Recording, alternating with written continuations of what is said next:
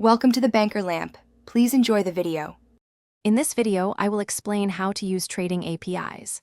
These powerful tools allow you to automate your trading strategies by connecting your custom code directly to brokerage platforms. You can access real-time market data, place orders, and manage your portfolio with precision. Understanding APIs opens up new possibilities for efficient and systematic trading, saving you valuable time and effort in the market. To begin, you'll need to choose a brokerage that offers API access, as not all platforms do. Once selected, create an account and complete all necessary verification steps, which often include identity checks. Finally, generate your unique API keys and secrets within your account settings.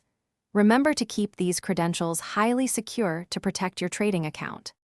With your API access set up, you can now perform basic operations. This includes fetching current market data, such as stock prices or cryptocurrency values, to inform your decisions.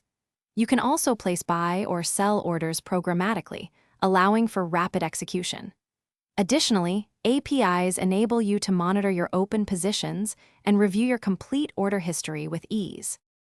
For advanced usage, always implement robust error handling in your code to ensure stability and prevent unexpected issues.